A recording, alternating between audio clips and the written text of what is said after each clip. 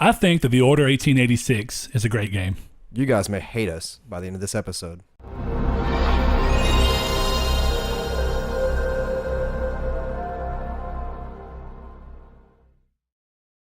Hello and welcome to episode 14 of Lucky Triangle number 14. Squared. That is not a lucky number, Saul. Please stop doing that. I'm going to do that every episode from now on. Hold on. Just do it through 20. Then find something new at 20.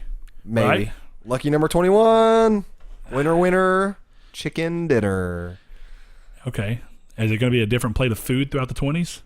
I'm down with that, Chicken actually. dinners. We'll keep coming up with the stuff as we go to it. So, anyway, in case you're joining us for the first time, we are Triangle Squared, a PlayStation-centric podcast. We post to YouTube every Monday at 12 p.m. Central Time and 10 a.m. Pacific Time. We also post in an audio-only format in case you want to just listen to us instead of looking at our ugly mugs. Saul, what are you doing?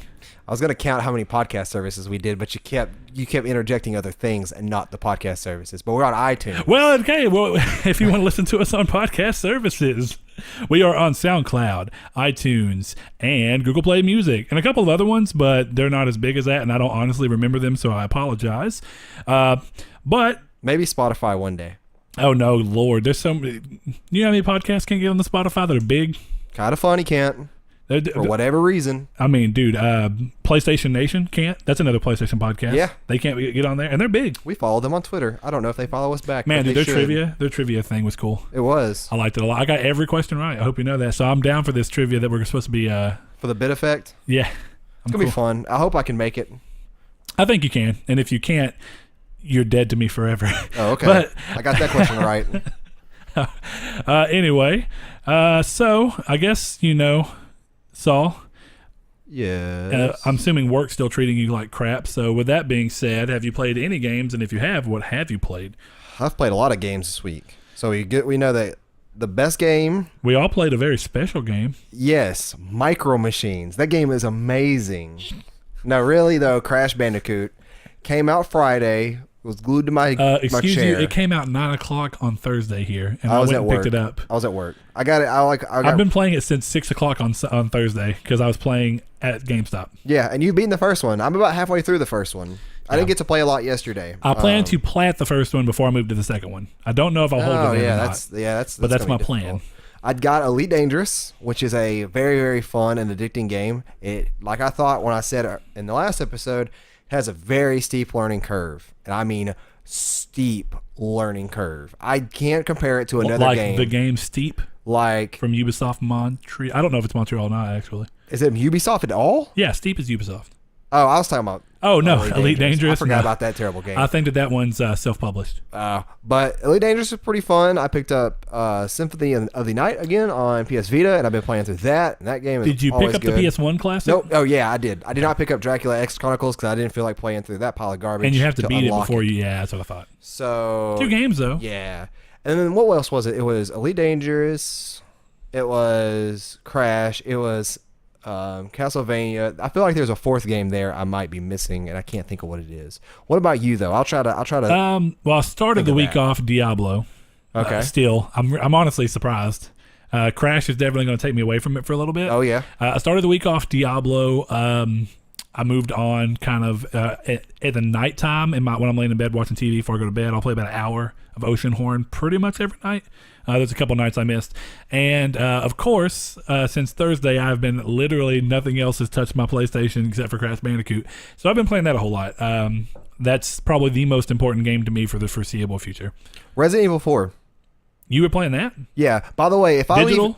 Yes. If I leave here one more time without taking the Surge with me, I'm going to come back in the middle of the night and get it. What about God of War 3? I'm actually... I kind of want to play the Surge more. I'll play God of War 3 more towards February or March when God of War 4 comes out. I guarantee you it's in March. I feel it in my bones. I hope so. So this episode's going to be interesting. I'll go ahead and do the drop since there's only 6 games. Go for it. Something we're changing up due to a little bit of viewer feedback. We typically do the drop, and we do it in a way in which I'll list off the name and the release date, the platform and everything, and then I'll give you the description in the drop. We're going to change that to save some time. What I'm going to do is I'm going to go through and just list the titles, and if it's digital, retail, if it's Vita or PS4, PS3 for those rare titles. And that's really going to be it. So this is going to take probably 3 or 4 minutes, and maybe not even that. I do want to say though, if this is something, viewer feedback steered us in this direction, and we're going to give it a try and see how everybody likes it. But if you care to hear the descriptions for the drop, if you're a listener or a viewer, please let us know. If leave reviews to say the things you do and don't like. If you want to go into depth, you can. If you ever want to tweet at us or message us on Twitter, please feel free to do so.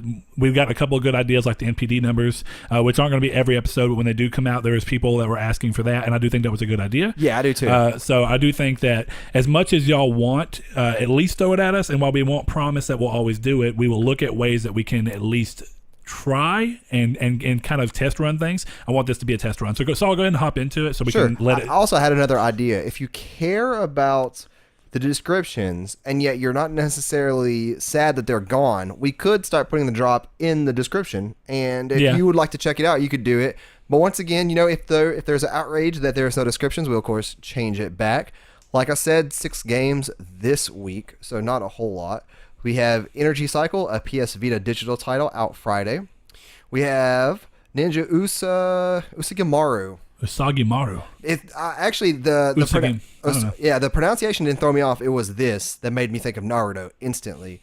But yeah, I've never heard of seeing this game. But yeah, Ninja Usagimaru, Two Tales of Adventure, a PS Vita digital title, out Friday. It's thrown me off so much with the way that I like the art. I do too. We have another ninja game, Save the Ninja Clan, a PS4 digital title, out Friday. Man, is everything a Friday? Oh, there we go. We got a Wednesday one. We got Speedrunners, a PS4 digital Wednesday release. That guy looks weird.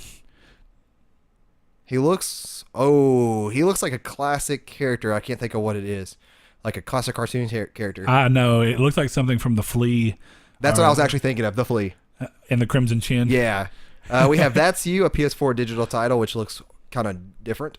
And then we have Toby, The Secret Mine, a PS4 digital title, out Thursday. So that's pretty interesting. Out of the titles that is this week, that's really, really short, I actually really, really, really think... I want to check out both of the Vita games. I want to see that Ninja Usagimaru or whatever. Usagimaru, yeah. I want to see what it actually looks and plays like. If that art style holds true in the game, that'd be interesting. Yeah, sure thing. And that was it. That's how quick the drop will be from here on out, just about. If you have any complaints, let us know in the comments below. And I'm going to hop into the news, and I'm kind of go to his reevaluating news as well. But, for now, we're going to stick with what I have. So first things first, for you PS Plus users out there, for people who are on the edge and who always want to know what the games are, Sony have announced the free games for PS Plus for the month of July. So starting July 4th, that's the day after this post, you will have access to the following games: Until Dawn. Oh, Supermassive's great game. It is I'm fantastic. so happy that this is coming. This is a great game. If you haven't played it, many people call it the sleeper hit of that year. Download it and save it for Halloween. Or do us all those, yeah. The next one is Game of Thrones PS4, which, if I'm not mistaken, is a Telltale, which is interesting because it still means that we've had a pretty good run of those narrative-driven games lately. Until Dawn and Life is Strange. Yeah, Until Dawn, Life is Strange, going back to Tales of the Borderlands. That's true, too, so there's a pretty big string of that. So on PS3, we have Tokyo Jungle, which was a really odd roguelike game on PS3 that people loved. It came out of Studio Japan. Darkstalkers Resurrection for PS3 as well. Moving on to PS Vita, there's Elemental, but it's spelled Element 4L. I'm not sure what that is. I actually haven't even heard of that game. And then Don't Die, Mr. Robot, and that's PS Vita with cross-buy on PS4. So 3 PS4 games, technically, but there's going to be a 4th one because in addition to these games, all PS Plus users will be able to download That's You. In celebration of the launch of PlayLink, the cell phone thing that we were talking about a while back that they're moving forward on PS4. Hey, this game right here. Yeah. That was in the drop. The game will be available until October 24th, so everybody has time to grab it. There's no hurry, but just pick it up while you can. I always say the earlier the better, and I end up ruining that myself sometimes. So next up is a game we were just talking about, is that Elite Dangerous VR support and broader PS4 Pro support is being discussed. During a Reddit AMA, Frontier Development CEO David Braben revealed new details regarding these platforms. Speaking on PSVR, Braben said, quote, "I'm a huge fan of VR and have been carefully following it from day one. The most important thing is it is a good experience, and we're not there yet in terms of the quality. It's certainly something we'd like to consider, but quality is vital," end quote. So I think that's pretty interesting. It doesn't mean that we're going to get it, but it means that if they can get to a point where they're happy with the quality, we may see it. I will say that the PS4 Pro support is actually going to be something I'm looking forward to because it has PS4 Pro support now. It's just they're looking at more in-depth Pro support. In the game, in the OG PS4, there's some screen tearing and some frame drops. It supports that's what they have right now is better 1080p support on Pro. Good. Right now there's no, so that's actually the next thing is that when asked about 4K and HDR optimization for the Pro, he said, quote, "We're optimizing all the time, so we might have more for the future, but no promises," end quote.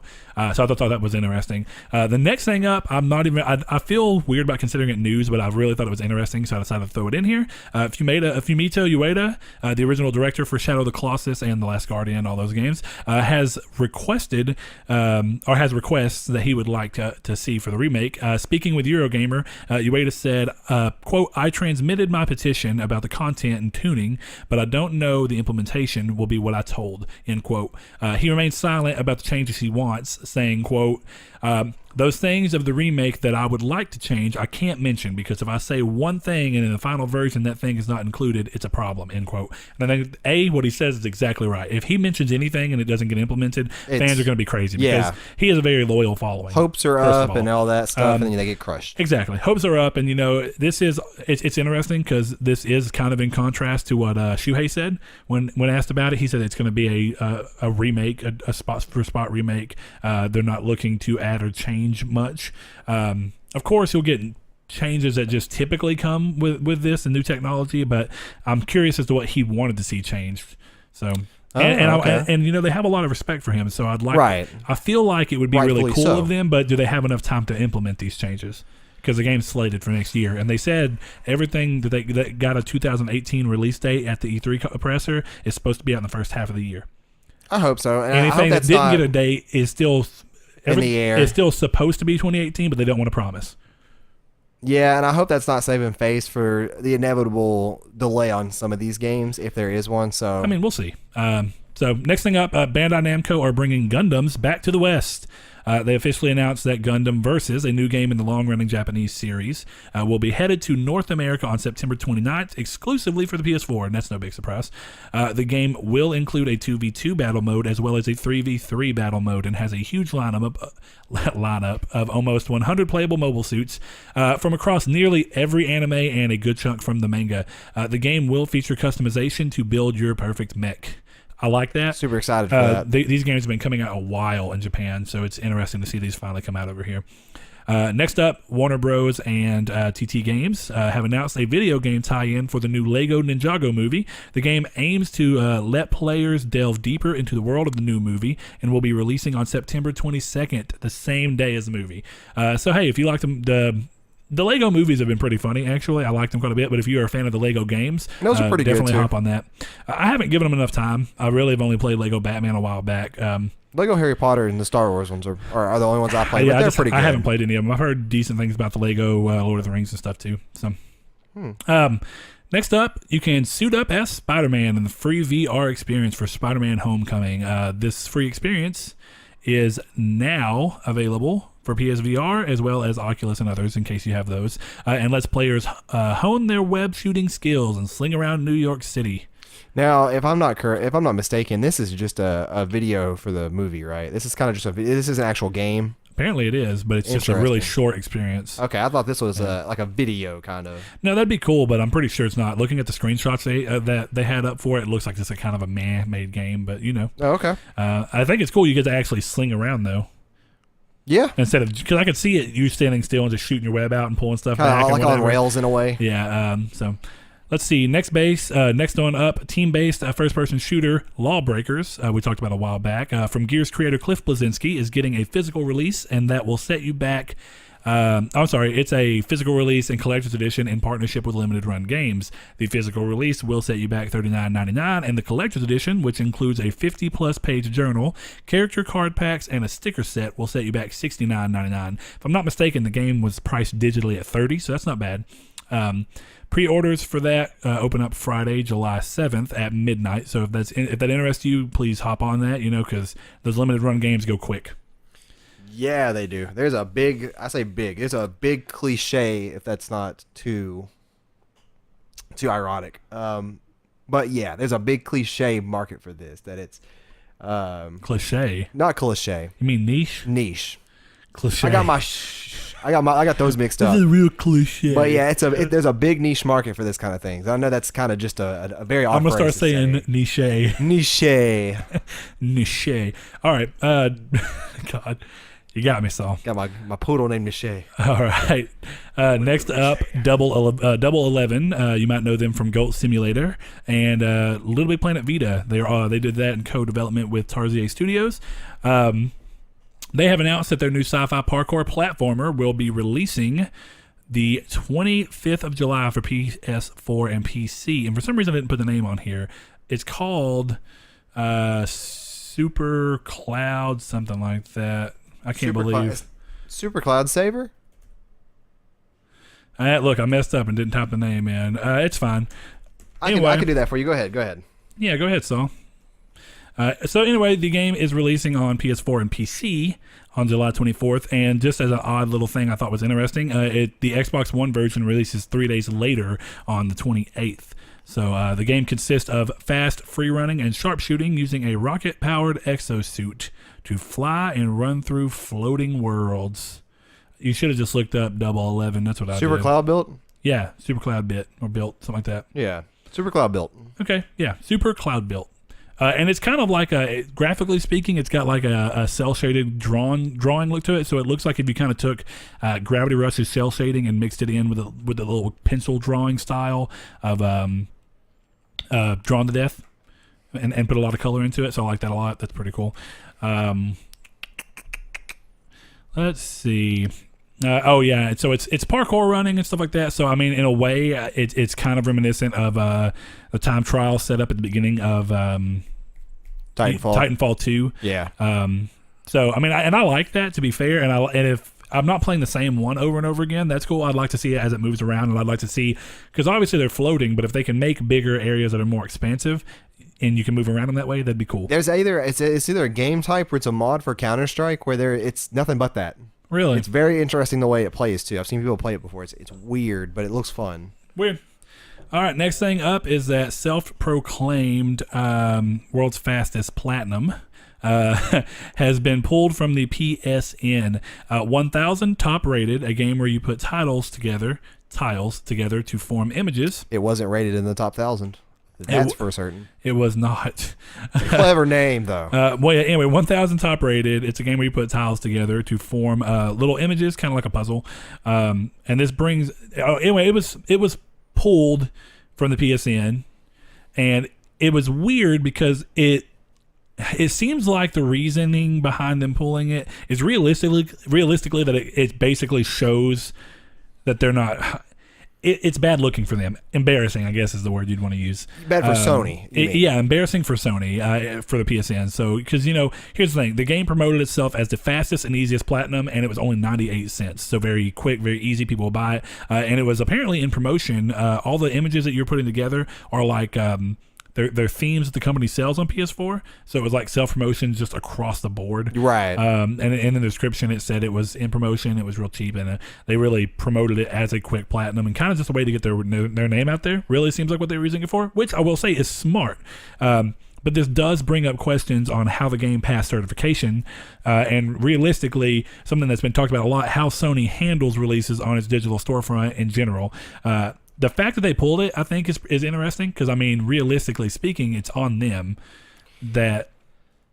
It's an odd thing of, like, why you're promoting this during the sale, and it's a game that made it onto the marketplace, and we all know that there are games that exist for trophies, and only for trophies. Yeah, I mean, a perfect example is My Name is Mayo. It was Orc Hunter or Orc Slayer. And here's the thing. My Name is Mayo is the same thing, and nobody had a problem with it, but Sony has a problem with this one just because they're advertising themselves. Well, not even that. It's that.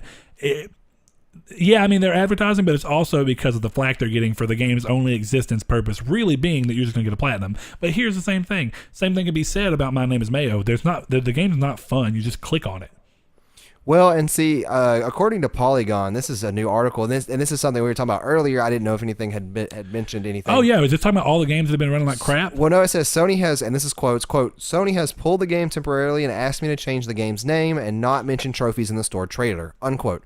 So this sounds like Sony has contacted the creator and was like, hey, don't do that with the trophies. Hey, yeah, I mean, I already knew that much, but I Yeah. think it's interesting that I haven't heard much from the developer himself, so I think that's interesting. I think that's ridiculous to me.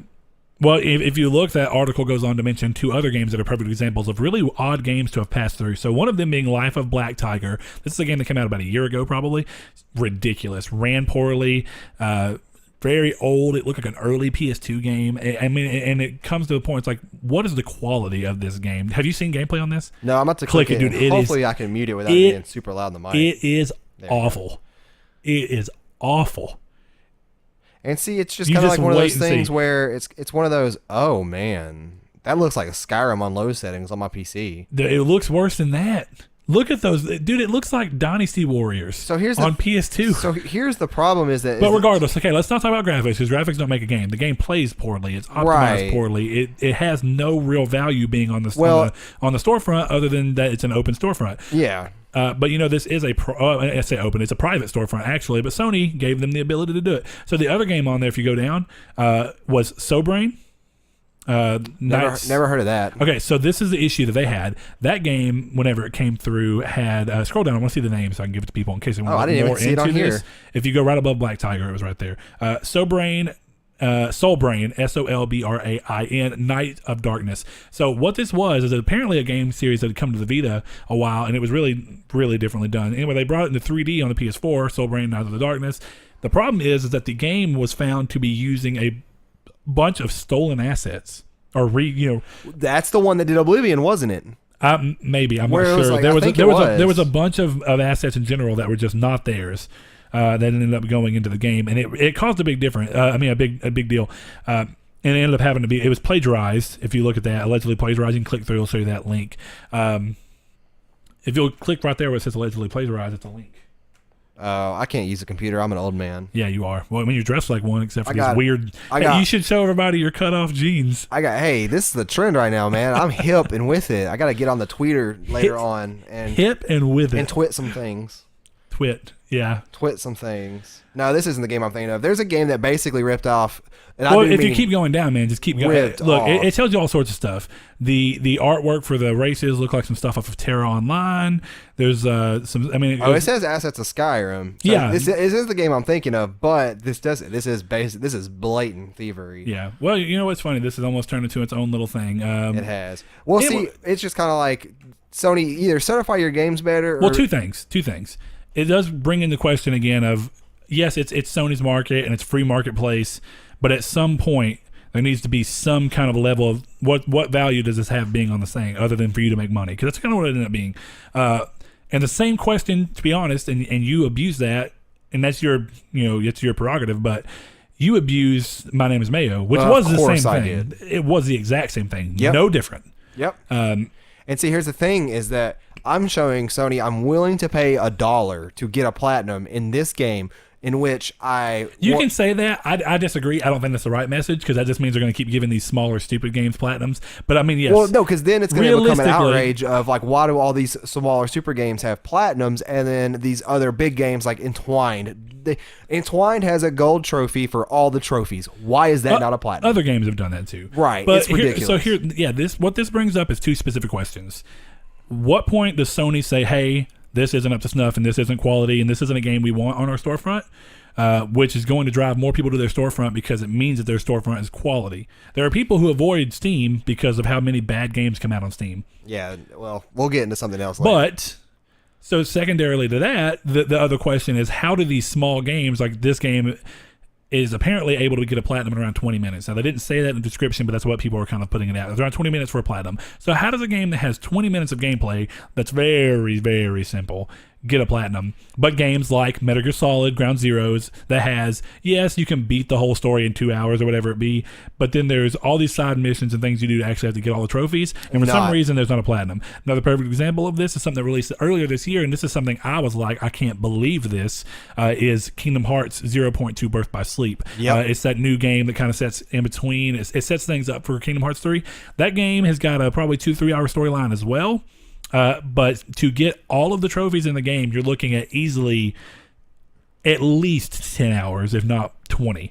And yes, it does depend on how good you are at the game, but it takes a while. So how does a game that, has literally 100 times or whatever it be, it's really like 50 times more gameplay than this 20-minute platinum, how does it get a platinum but Kingdom Hearts can't? Well, all these other games can't. I'm curious as to if when you submit a game for certification to be put on the store, I'm wondering if you have to submit the description of the game. And if you don't, maybe they did see this, the person who tested the game, maybe he did see this as some kind of like puzzle slider. And this is going to be a cheap game that, some younger kids are going to like, or some maybe even older people. Well, and that's the bigger question. But still, then why do they not give it to? I feel they need to submit the description because it needs to go through. Because there's a lot of games that roll through with, and then they could have changed the description. Of course, but there are games that roll through with descriptions that are misspelled and stuff like that. Yeah, and have grammatically grammatical errors, and it takes away from a feel of professionalism, I guess. Okay. But the bigger question here really is trophies, in my opinion. It's two things. Yeah, of course, I don't want to see these games crowding up the store when there's other games that could be getting spotlighted. And of course, this game didn't get spotlighted. I want to say that. But people are going to buy this game because there are people that look up easy platinum lists, and this is just not a good example. It's the same button combination for every puzzle. Yeah, it's like it's the same 20 things that you could. Which hey, I guess I got to give it to them. It's more of a game than My Name Is Mayo. That's true. No, well, my name is Mayo. You didn't literally just press the button. You had to go in and out of menus and stuff and change stuff around. So yeah, they're on the same level. But I will say though that My Name Is Mayo is one of those guilty pleasure platforms. I will say though, I watched somebody kind of play it, like the Hannah Montana game. The fact that it was like comedic with some of its elements, like dressing up the mayo. Yeah, dude, I put a bikini on a jar of mayo, which is stupid. Callin Moriarty would be proud. He would love that mayonnaise like he loves all the other mayonnaises in the world. He don't judge. I judge. Ooh, I judge my foot that fell asleep. Wake up. Stop sitting on it, you idiot. I can't. All right. Well, that's the last thing I had on the news. My heel. So, hey, look at that. I guess our audio listeners are going to be so confused. Like, what are they doing? Moving on to the main topic of the show, which is interesting because it's going to be, I say interesting, this is a personal episode instead of trying to dig into something industry speaking. And, we like to have these every now and then because I think that they're just kind of fun and they're a little more relaxing for us. And I think that in a way it gets y'all to know us a little bit better, which is in itself, it's its own good thing. I have a lot of opinions that looking around at other people, they're very uncommon opinions. Right. And definitely there are uncommon opinions in the sense of, because I'm going to say there are plenty of people that share these opinions with me. I know it. So what it comes down to is there are unpopular opinions when it comes to the people who choose to be vocal on the internet. Yeah, I can which see that. is funny because there's way more people that play these games and enjoy these games that just don't say anything. And there's a huge amount of people. Again, when you're looking at it, there's enough people to make it seem like there's an ocean of people that hate on the games. Perfect example of that was we started the episode off with is that I think that the Order 1886 is a fantastic game. Is it a perfect game? No, it's not. There are things wrong with it. I'll be the first to admit that. But some of the things wrong with it, by some people's standards, and I disagree on some of these, are things that Uncharted 4 saw. Uncharted 4 got no flack for. And it's just where's the line at? So I think the first thing that he said is that there's no possible world you can live in where something like The Order can be rated a 2.5 out of 10 and be reasonable. The absolute lowest that game come down to, if you just really do not agree with any of its core concepts and philosophy behind the development of it, which is be cinematic, be very story driven, and again, it was very narrative driven, and that was fine. They said that coming out, but people expected a very and I really don't know what they expected. It was very close to Uncharted, but for some reason, I think what a lot of people saw was that they wanted the game to have more action sequences, because one thing I've noticed that when people complain about this game, they tally up how long it took the game from start to credits. Then they tally up how much of that was cutscenes. Then they tally up how many times you're in a walking sequence where you don't do anything. Yeah. And then that's when you're left with like the hour and a half or 2 hours of gameplay. But that's still not true. I mean, I beat the game 3 times. Yeah. We've talked about this. That's just not true. It's not. It's not far from the truth, though. I mean, anybody who says that, no, there's more gameplay than that. I mean, there is at least a minimum of 4 hours of gameplay. I will have to disagree with you. I mean, as somebody who just played that game like 6 months that's ago. Fine. But I mean, I've played it over and over and over because I love the game. I mean, it is a great game. And my other thing, going back to one thing you said, and I don't know what side of this you stand. I think you're kind of in between. You see it as an end game. I see it as I got game. it for $10 and I love the price I paid for it. I would have paid a maximum of $29 for it. Yeah. And I do think pricing says, I think that game came out at $40. A lot less complaints would have been made. The game had very top-notch quality, had great voice acting, had beautiful graphics, and again, people can say what they want, but I mean, presentation is a lot in games. And with that being said, I think that game had some better presentation than pretty much anything else. I think another thing that comes into play is how can that game be rated a 2.5 out of 10 when there are games that are rated higher that just do not work? Well, yeah, and that game had absolutely. I mean, I never, 3 times through, I've literally never had a glitch, a bug, or anything happen. Was it a fly? It was a fly. I think it has to do with a lot with all these corporations like IGN and Game Informer and GameSpot. They have all these kinds of people. Got that oil in your hair, boy. What'd you do? Take some bacon and... No, it's pomade. They have all these different people who have different opinions on these games and they rate them. And then I feel like that the person who... Dogpiling is a big thing here. Right, where I think the wrong person got this game to review. Well, I think that happens, but when I say dogpiling, I mean that one person gave it a bad review, and it kind of starts a trend where everybody feels like, well, if I give it a good review, I seem weird. No, because see, I would feel like that. No, I'm not saying that it's true, but I think it'd be interesting to be able to look through and see some of these games, because there are a lot of games that one thing gets said about them, and then it kind of just, the dominoes fall in that direction. Well, see, you know what I mean? But in this day and age where all the kind of like all the clicks matter and all the ad revenue, well, and that's the bigger thing, thing. You'd want to be the different person so people would check your stuff out in comparison. Well, here's the thing: negative always goes better than positive. It doesn't matter if you're different. Perfect example is in real life when you're dealing with things. Yeah, Tiger Woods is great, but have you ever seen Tiger Woods bigger in the news than when he cheated on his wife? I mean, when he got like the DUI like 5 years ago or whatever it was. That was literally like not even a month ago, 2 months ago. And it No, I'm wasn't talking even about DUI. the first one. I'm talking about the very okay, first well, one. regardless, my point being, for all the good he did, for all the great sportsmanship he had, for all the great things he did, he was never bigger than when he was when that one bad thing happened. So it comes down to being negative typically tends to get people to click on it more because the people who disagree with you are going to click through and read your opinion so they can understand what you're trying to say about it.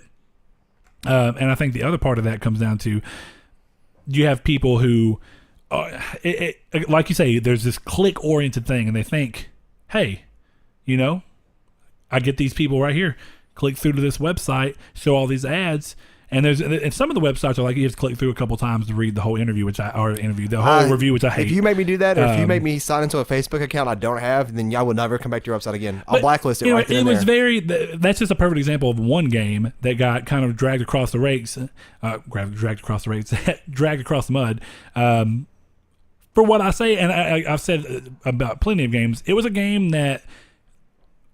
Now, whether you let it get out of hype in your mind, which I think happened with No Man's Sky, but No Man's Sky is an example of a game that hyped itself. It overpromised and didn't deliver. The Order, if you go back and look at the things that they're saying about the game, every bit of it's true. It's just whether or not you think that was fun or not. See, I didn't keep up with it that much. Well, you see, I did. It was a very, very. I mean, I was super stoked for it. Well, I bought both of the collector's editions. Yeah, which I have. There's the one right there, and then one back here. You. But I think it was a great game. I mean, even playing it, took me like 8 hours to beat it the first time. Maybe 9.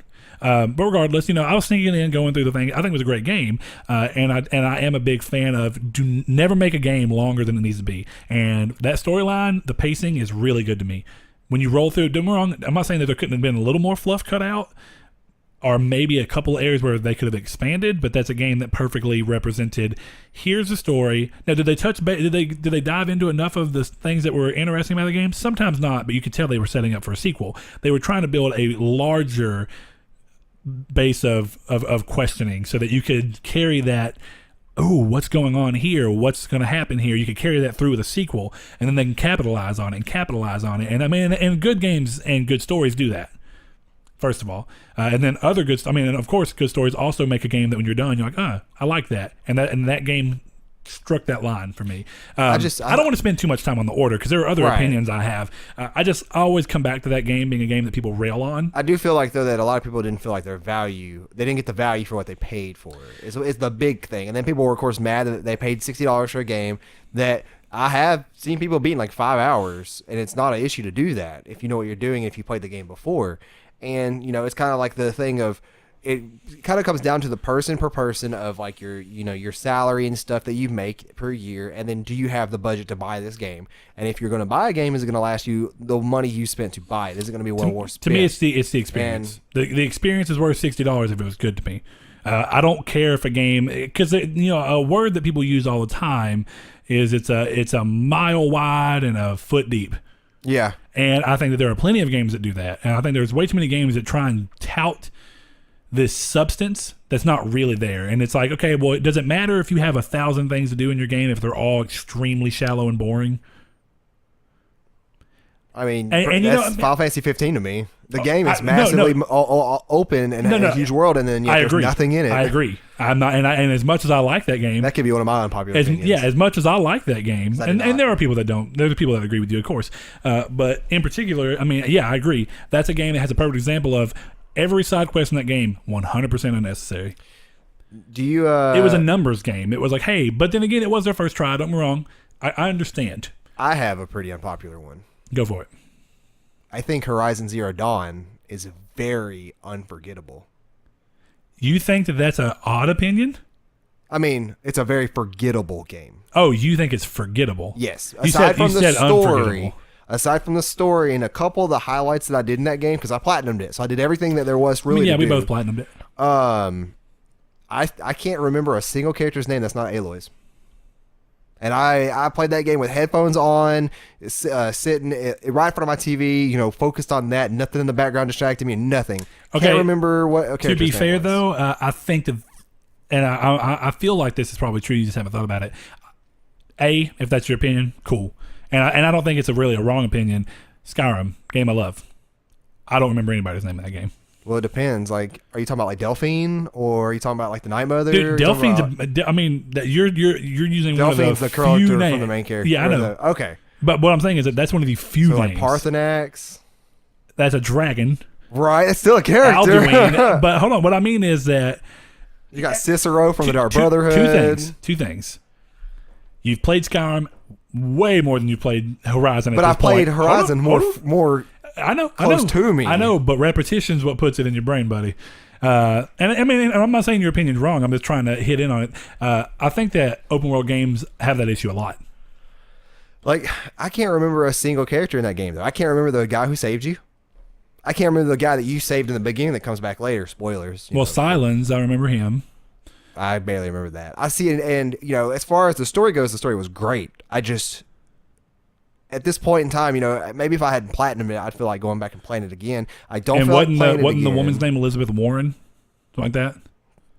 You're asking somebody who doesn't remember. Well, regardless, I mean, I see what you're saying. I think the game is great, but yeah, I mean, character-wise, maybe it wasn't as memorable as it could have been. But then again, I don't care about, and it's a basis by basis kind of thing. Every game's gonna be a little different. I don't think that game had to have me remember characters for it to have been amazing.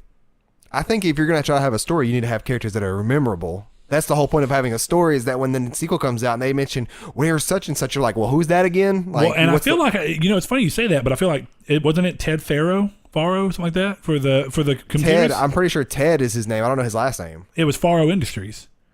See, and that's what I mean, is that I guess it wasn't memorable for you. Yeah, it definitely was not cool. memorable for me. The story, the overarching story was cool until the end. And Elizabeth, I'm fairly positive was the name of the woman. Yeah, spoilers for not that anybody who hasn't played that. We just dropped kind of a big one. But I guess I should go back in and. Yeah, maybe we might have to go bleep that. If there's a bleep, it's because there's a major Horizon spoiler. But honestly, though, Horizon for me, not a system seller. It couldn't stand on its own. Like, sure, if you have a PS4, it's most definitely worth playing, but it's not one of the great exclusives there is. Wow, really? Yeah, I do disagree with that. Think, but then again, I know that there are people that feel that way. Well, I think the more and more it becomes a franchise, the more and more there's more story, the more and more we see more and can develop more with Alloy, whatever you say. Aloy. Then yeah, sure. Like Drake. When the first game came out, it was a fun game. The first game was great, but it didn't become a system seller until the second game. Yeah, and so I think that the more and more they improve on the franchise, that it'll be good. Be interesting to see. I mean, obviously we both love the game. You don't platinum a game you don't like typically, right? It's yeah, very, you don't very sit rare. there, and I sat there for I think about 22 hours playing that game nonstop, and that could be it too. I could have had fatigue of just like mindlessly trying to do all the trials and stuff and getting done with all that, and I could have forgotten stuff because it's sitting there for sleep deprived. But I have no urge to go back and play it, and I think in my head it's like it's because of the platinum, but then I think of all the stuff I did and I'm like, that sounds fun, I just don't really want to do it again. The expansion's coming out, probably not going to play it. I'm really excited for what the sequel could offer, but we'll see about that. What about another one of yours? I have another one too. I think I have like one, maybe two more. You go ahead. I'm trying to think of ones that really matter to me. Fallout 4 and Fallout New Vegas combined does not touch the quality of Fallout 3. Oh wow, yeah. So many people I've talked to. Man, New Vegas is so much better than 3 and 4. Right there. I was gonna say, well, like everybody, a lot of people really like 4. I think that's one of my unpopular opinions is that I thought Fallout 4 was probably the blandest Fallout game. No, I've heard that from quite a lot of people. That's not unpopular, but it's not the It's not the pinnacle of it. But I mean, I do feel like that game was actually a perfect example of a mile wide and a foot deep. Every side quest in that game to me was just so boring, and I didn't know want to touch it. The story. I platinum Skyrim. I did every side quest because all the side quests were just as fun, and in a lot of ways, the side quests are better than the main story in that game. The story had one cool moment in it, and I mean that it was one cool moment, and that was the big thing at the end. Yeah, I disagree. I actually didn't like that very much. I thought it was interesting how they did it. I thought it was a big I thought the whole surprise. story arc was really kind of blech. I thought everything was up until about there. Then afterwards, it got even worse because then afterwards you have to go like do all this stuff with either the Brotherhood of Steel or what is it, the whatever the other one That's is. What we're gonna leave it at. Yeah, and I still can remember to this day. This may be one of those things that's kind of more it's more forgetful to me. Is that. But I played through New Vegas and I played through 4 and I played through 3 and I played through 3. About the same as New Vegas, and I still like 3 better. There's a lot of people who will fight me for this. Bring it, because 3 is more enjoyable to me. I love the story of 3 with your father and stuff. I thought that was pretty cool. Yeah. And I liked the voice acting and stuff in 3. I liked the characters, and I thought Vegas had a really cool intro. I did not like the desert setting. I thought that was bland. I could see that. Then that may be why I don't like desert settings in games. It's because of that one game. Because it was just so bland to me that I think a lot of games that are specifically desert settings, it's like you can't do that whole game. And I don't hard. I don't like Vegas style like my damn nose aesthetics. I don't like casinos and playing cards and neon lights and stuff like stuff like that. I don't like that kind of aesthetic of you go into people's house and they'll have like playing card tables and all kinds of stuff, and it's reminiscent of like 1950s Vegas. Not a huge fan of me, but so I couldn't get immersed into the world like I wanted to. But I thought Fallout 3 was a great game. I'm thinking of other ones. A couple of ones that come to mind we've already talked about a little bit. Even though I've mentioned No Man's Sky, and I do understand why people dislike it, I don't think No Man's Sky was near as bad, and I know you actually stand kind of on a separate side. Yeah. You played it. Yeah. You weren't as hard on it as some people, but I know you definitely felt like it wasn't worth the money. Right. And I'm going to say I played that game probably 20 hours. I probably played about 15, maybe 10. Even in the 20 hours, I got to a point where I was like, okay, I've had my fill of this for now. I do have every intention in the world to go back to that game, and I've heard so many people say that if No Man's Sky shipped in the status of what it is today, there would have been a lot less complaints. And looking multiplayer at the is a big thing for me. Oh, I know, but I mean, if you take away that and you make it to where even playing single player is more fun, because the loop is not huge, and I understand it gets old quicker for some. And then it takes some people a long time to for that loop to get boring.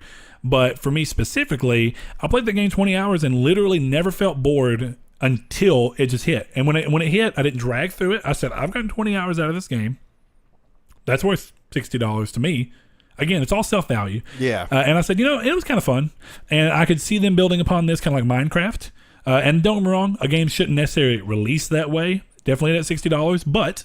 Well, yeah, and see, I think that... I get it, but I mean, that's a perfect example of a game I didn't see why people were so mad about it. Well, people compare it a lot to Minecraft. I've heard other people than you, and it's just like, Minecraft never promised to be all these things that it's not. And what really irks me the most is that I'm pretty sure it's in Europe because they have the PEGI rating. They released with a sticker over the case to cover up the fact that it did not have multiplayer.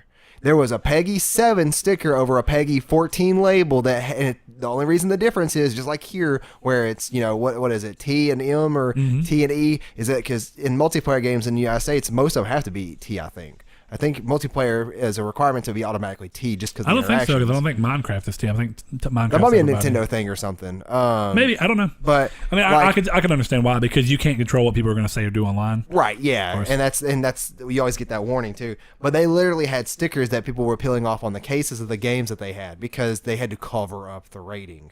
And I don't think that happened here because everything's paper printed on paper here. And this could have been this could have been on like the collector's edition, the box. Because I do remember it being more of a flat paper kind of thing and not glossy. But I thought that was pretty ridiculous. I did enjoy the game for a little while.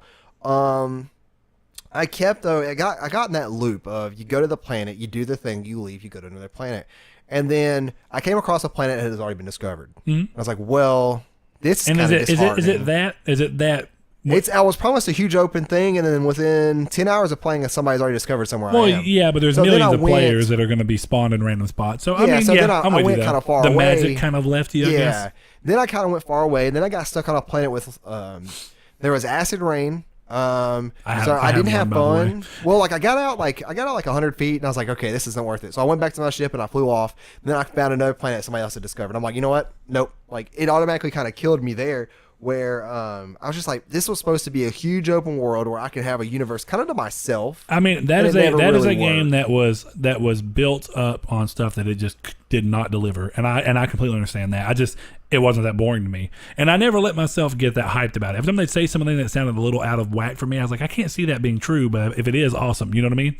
Yeah. It's the limited edition one where it's a sticker covering the online plate that changes the rating. And I always wonder, was that game online at one point? PEGI 12. I don't forget that. Was that game online at one point, and then just close to the end, the server just could not do it? So they were. I see now that I can't be for sure. I mean, I don't know if it was printed. You feel unless it was just a misprint. Yeah. So like if you look on this, it's just PEGI 7, and then you peel it back. There's literally the online symbol right here. Yeah. And it's the same symbol. I don't know what that is for. Maybe violence. I don't know what it is. I'm not sure. So my other one, and then I think I'm going to kind of close out from here. I think I got about one more. That's more of a complaint. I'm going to throw mine out there, and I know that I know that you kind of agree with me. So you generally stand there, but Infinite Warfare. Infinite Warfare is a game. Great campaign. Infinite Warfare is a game that, as far as people who want to be vocal on the internet go,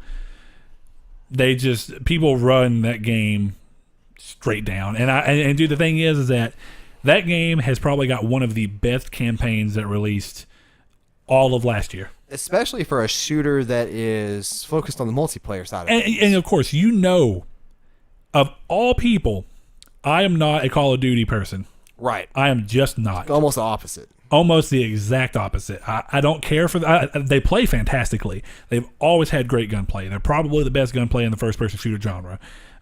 Maybe Destiny gets a little close because it's pretty smooth. But you're talking about a game. Killzone for me is one of the other top shooters. It feels so good and weighted and real, and I love that about Killzone. It's also one of my favorite series as well.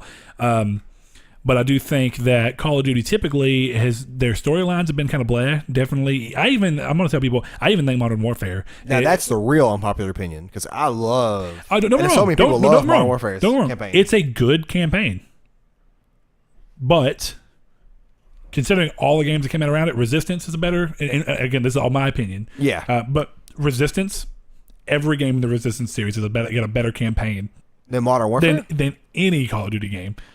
Ooh, them could be fight worse for some people. Infinite Warfare may be the only thing because Infinite Warfare was that good. Now, going off of that, Killzone. Every Killzone game, if we let's just take Infinite Warfare out of the thing and go everything before Infinite Warfare, I think every Killzone game has got a better campaign than every Call of Duty game. That's also interesting too. And I think that both Metro games, much better shooters. In the storyline sense, I think. Of course, yeah. Both now, of them. Those I can say for sure that I would enjoy more. And I know you'd be specifically because you like those games. I know you would like Resistance 3's storyline. The campaign is so fun. It's so good. I love the paranormal aspect of the Metro games. I know a lot of people are going to go back to these to play them before the new Metro, so I'm not going to say anything. But they're really good stories that are based off books by. I can't think of the author's name. I can't remember the name either. I'm pretty sure it's he's a very German. odd. It's a Russian name. It's a Russian author. Russian. That's right. Because the whole thing is in Russia. You might be thinking about the. I don't think it's German. It might be Russian too. Of the Witcher series is based off of a. He's novel. He's like what is it? It's can't remember. He's not from the United States of America. Yeah. It's something different. So, but anyway, so those are probably it. I can't think of anything else that I'm looking at games I have that whenever I play them, I'm like, huh. Lords of the Fallen was a fun game. I didn't think that many people complained about that game. That game was cool. A lot of people complained about that game. I love that game. A lot of people that game complained. was good. I have another one that I've seen. Some people, what was your complaint? Most people disagree with, and I just think the PlayStation Store is beyond the worst next generation online store. Nintendo's is better. What do you mean by on console? What do you mean by the store? Like the way it operates? PlayStation. I mean the way that the games if are I click on the it? store icon, 9 times out of 10 it pops up a blue screen and nothing pops up. I'm not saying you're wrong, but that's never happened to you. Well, that's what I was thinking. It hasn't happened to me since I've gotten a Pro. And see that's the problem is that like why is it that bad on the OG now, PS4? That's totally true of the PS3, boy. The PS3 because they updated it to match the PS4s. Let me know if you have these problems terrible. too, because it's not only that, it's that sometimes you'll go to a game, and I had this happen. I bought like 4 games that went on sale, and I had this happen with I think 3 of them. I went to the game, clicked on it, it highlighted for a split second, it disappeared the buy button. So what I had to do was I had to exit out of the store completely, and you see the loop we're going on through here where it doesn't work half the time that I pull it up. So then I restart my PS4, and it just got ridiculous that I was trying to buy these games, and Sony wouldn't let me. I had to go up, and I saw the trailer, and I went back down where the buy button would be highlighted, and it wasn't there. I would go to another game, and you know what I think some of this might come down to? Server issues, or I don't go on the store often, but since I've gotten the PS4 Pro, I've never clicked on the store icon and not gone to the store. Yeah, every. And I'm not saying that's a reason. I'm not saying that's a good reason, but hey, maybe it's time for you to update to a PS4 Pro. Yeah. You shouldn't have to, and that's a little BS. But I do remember that happening on my old PS4 a little bit. Yeah. And it happens on Andy's too in the living room, and that's the new PlayStation 4. It's not the Slim, but it's the matte top. That's not gloss. Yeah, the matte top. So that's not. It's like I don't think it's any real different. I really wonder about that. But it's so weird. Terrible. But you also you buy way more digital games than I do. True. Oh! The 4th game that I played this week was Resident Evil, but the 5th game was Rime. I can't believe I forgot about this game. Oh! I just can't believe I forgot about it. And I'm going to segue into something here because our boy Dan over there on Twitter, who runs the Square XO podcast. So we're going... No. Different one. You talking about Reader Mail? Different guy. Oh, I put this in here. I apologize for not going more into it. I didn't put his But Dan Twitter over there handle. at Square XO, he recommended Rime. Yeah. That game's amazing. And the soundtrack is amazing.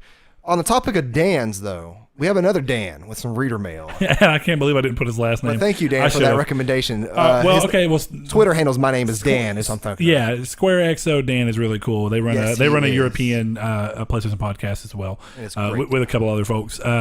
Shout out to you guys. And they're super cool. Girls. I really like them a lot. They're just generally nice people. When it comes to talking with them on Twitter, they're really cool. Of course. So other thing is we have a Dan. And I wish I'd remember to put his Twitter handle down here.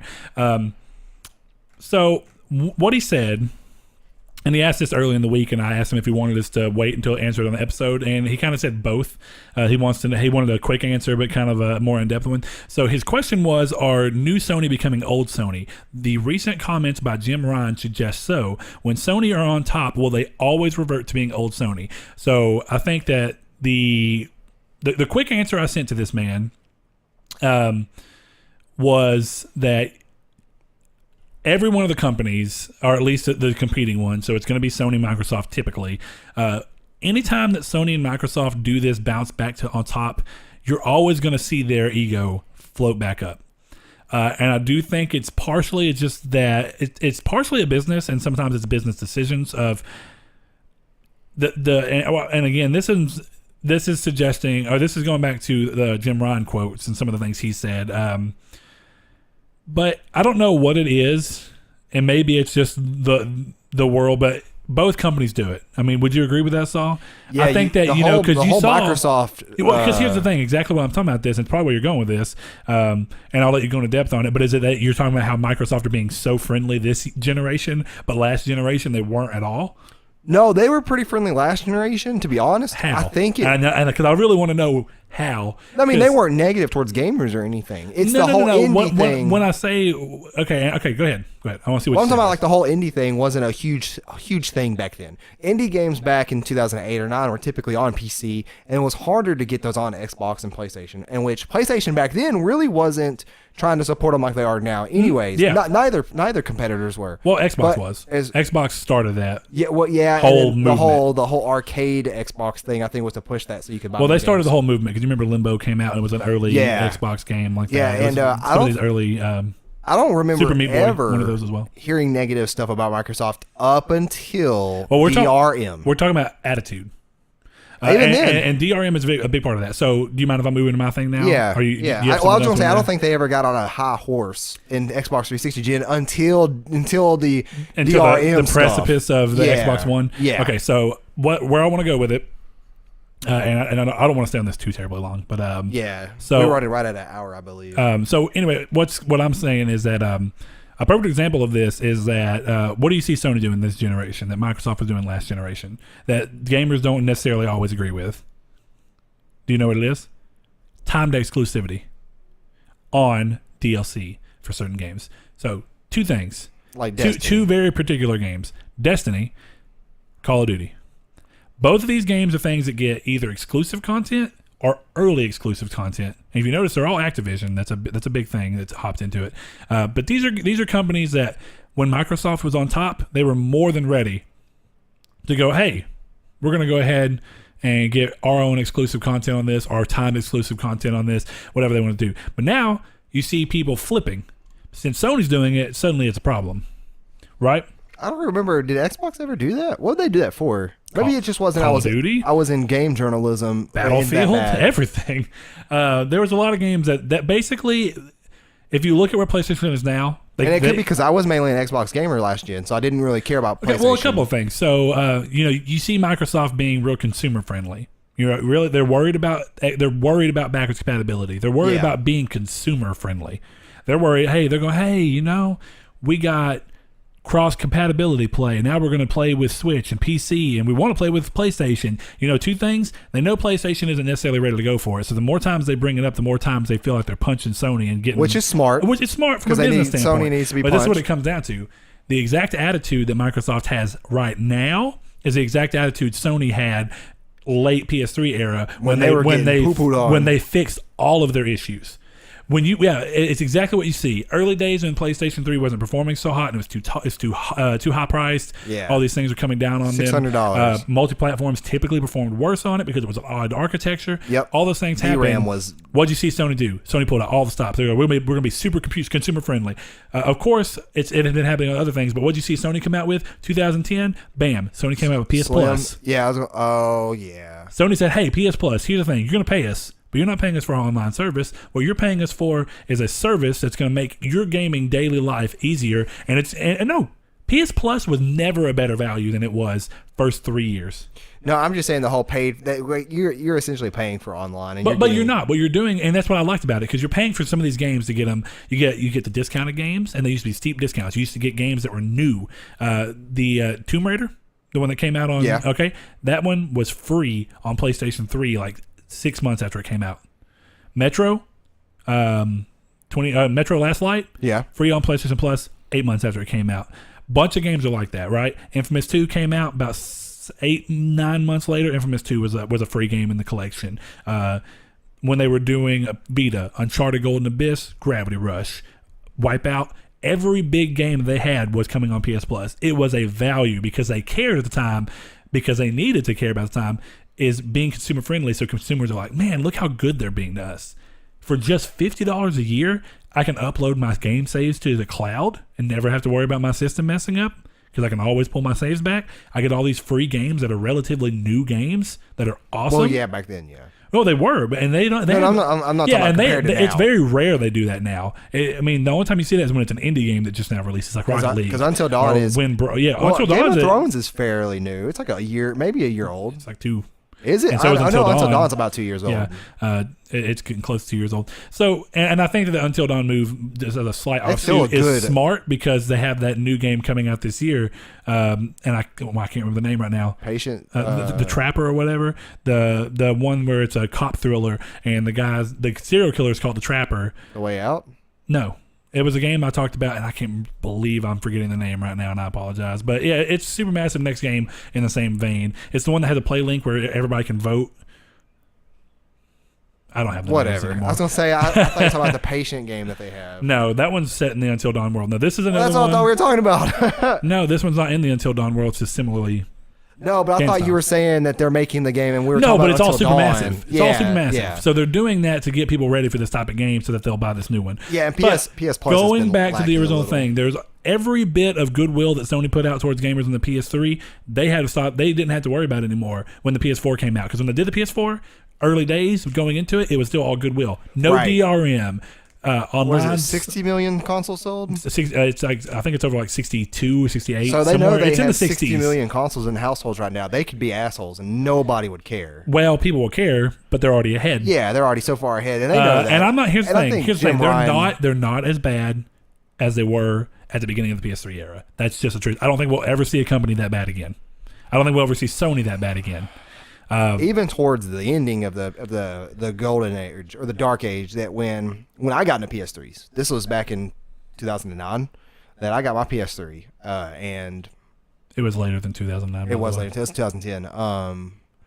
And it was kind of going into it. I remember hearing negative stuff about Sony as a company before going into it. Well, you were very, and I mean, don't get me wrong. I wish it wasn't like this, but there's console wars, and what you're hearing is these people who are disparaging Sony just because they play Xbox, and I mean, you know that it's true. You were very locked into that Xbox ecosystem. Your friends played Xbox. You hung out with people who liked Xbox, and that was at the height of the PS3 is technically a more powerful console, but not all games are hitting it. The exclusives tended to be better because and see, for me though, it was mainly because everybody had an Xbox that I had one, that I kept one. I mean, I know, but you were also because like now, if you and but Blaze you were also a Jonathan, Halo nut and stuff like that. If everybody went to but if everybody else went from PS4 to Xbox and played Destiny, I would drop my PS4 to go. I'd play it. I'd play the exclusives, but in instances like when back then where I didn't play single player games, all I played was multiplayer games. That was the system to have because all my games played were with friends. I'm with you on that system. But I mean, that's answering Dan's question in a nutshell.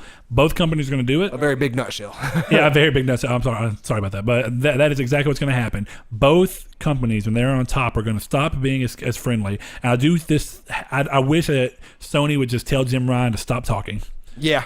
Because here's the thing, I have no hard feelings towards him, but he says things that just don't quite make sense. Yeah, what are you doing? You're making it crooked. But I think that he has experience in. I don't like the term gaming journalism, but I think that he has experience in this kind of thing. And then every now and then, of course, it's just PR. This is all this is. It's PR spins. But when you're saying so much to the public, you're bound to slip up. Now you will. It depends on if what he slipped up on is going to actually unfold, where they don't really listen to anybody. They don't really care about these kind of things because these features people are asking for, the other system is offering it. So what's stopping them to going to get it if they have the money? And that's kind of where they need to tread very lightly on saying these things because I'm with you. They're up so high that but you won't see the effect of all these bad decisions and bad talks. And it depends on how Sony actually follows through till next gen. Yeah. Because you'll see those philosophies come more true with the PS5 and what the base push behind PS5 is. Right. What do we want it to be? PS4 was all about,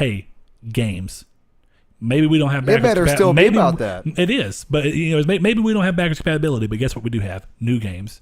New games you want to play. This system's focused on gaming. Hey, all that extra stuff, TV, we don't need that. It needs some good features. And what it was is it won PlayStation over for a lot of people because it was in such stark contrast to. That was what I put in there that we may do a future episode on is our top 5 wanted features from PS4 and a PlayStation 5. I got you. Because, they can come out strong with 150 games, sure. If only 10 of those games appeal to me and they last me 6 months, then I have a dead console in 6 months. Then yeah. That's true. That's true. But they don't need to go hey, plug this in your TV and you can do anything you want. You can watch cable. It's like, I don't care about cable when I have my Xbox on. That's the last thing I care about. You're going to see Microsoft slip up if they start to regain some traction. You're going to see them do the same things. They're going to stop worrying about making all these choices that are consumer friendly. I mean, it's not I could be wrong, but I'm fairly positive. It's not regaining traction. They're going to have to be on top because at this point they have nothing. They have everything to lose. They have everybody coming to PS4. This is their Hail Mary. This is everything they're doing right now. Microsoft is Hail Mary. It's until the next generation. What can we do? Well, I mean, Xbox One X is next gen for them. No, it's not. It's still part of the Xbox One family. That's what they made clear. No. I'm with you, but I promise you, with what they're doing in this and the price they're doing this, they're leaning more towards just continuously making new consoles that are all in this one family. Okay, look, I have this. Whereas Sony's already said, Sean, we don't need to spend too terribly long on this. I do have one closing thought from me. Let me finish one statement. Yeah. Sean Layden said he is not part of, yes, they did come out with a mid-generation refresh, but that's not their thing completely moving forward. They still believe in traditional generations, whereas Microsoft have basically said they want to continuously build on one platform, which is not a terrible idea. It makes sense for but it makes technological jumps seem less impressive. My whole thing is that until we have consoles that do 1080p 60 reliably and 4K 30 reliably, that's not 1440p upscaled, which even PCs have a problem with. Yeah, then it's still this generation, and because at this point nothing is coming out that's revolutionary for games. It's all the same games, it's all the same stories, it's all the same everything. We need a push. Nobody, and I'm gonna say it again, not a whole lot of people care about 4K. No, they care more about 60 frames per second than 4K, which is what I am. But again, these are all core gamers, so it's a vocal minority again, but in a more positive light of trying to push for something that they believe in. That's not necessarily to the detriment of other gamers. Yeah, because I think I don't know if Crash did this because Crash said true 4K. I wonder full 4K, but it's not full 4K. It's 1440p. No. It is full 4K that's coming out of your screen. They didn't say true 4K. No, this is some Microsoft. Hold on. I'm with you. Tomfoolery. I'm with you. I'm just saying, full 4K is just. No, I just thought that was their way around saying no. It's full. It's we never said it's 4K. Upscale. It's 4K. Yeah. Well, I mean, no. All it is that look. Activision's tricky. You gotta hold them tight. Every PS4 Pro game that's 4K. Very few of them are native 4K. Yeah. That's just what it is. Yeah. And so, I mean, no, when they're saying 4K, that was more for, it's a marketing thing. It sounds good. Not even just because, it is, and it's beautiful. You look at it on my TV, dude. It's beautiful. Yeah, I think I heard a rumor that Microsoft trademarked true 4K, which is ridiculous, by the way, because you know how many 1440p. games. I don't know. It doesn't matter. I don't know about that, but there are so many games that are not going to be true 4K on that system, and they kept selling it as a true 4K system. It's the same as a PS4 Pro. Is all it is. And that's it's a more powerful PS4 Pro. It costs $100 more. And by the time that it releases, they cost the same, don't they? No. Is it Xbox One X is $5? Okay, I keep thinking it's $4. But we went way too long there at the last part. We were going to try to keep this a little short. We shortened the drop to keep these episodes short and sweet. And then we went well. It was deep long into and tough. It was like a steak you got from Roadhouse that you just didn't like. That is a long big old and tough. Yeah, a big old tough steak. Do you like well done steaks? If you do, don't listen to us because we don't want you here. We want everybody here, people. This is a joke. But this has been episode 14. We leave our PSN IDs down in the description. We leave our Twitter down in the description. Follow us on Twitter.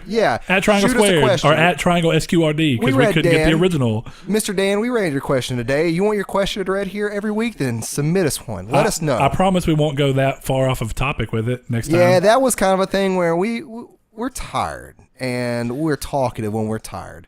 And my stomach's full of hamburgers and stuff, and I want to go lay down. So you guys have a beautiful, oddly personally. You guys have a beautiful 4th of July. Pop some firecrackers, burn your house down. Just don't let it touch your PS4. Unless you're not in America, and then you do whatever you want to do on the 4th of July. Grab your Vita and run. I think it's Canada Day right now, actually. Canada Day, I thought was yesterday. Potentially, what is yesterday's date? The 1st? Yes. Then I think it was yesterday. Yeah, today's 2nd, so yesterday's the 1st. So yeah, it was yesterday.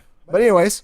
We thank you guys for joining in. We hope you guys will leave comments below. Like the video if you did like it. If you didn't, tell us why. Let us know down there. You could be Give us that old be cheeky. Give us that old feedback. Let us know. But we do enjoy you coming today to listen. Thank you guys. Is this Mr. Rogers' neighborhood? We hope you have a good day. Good day.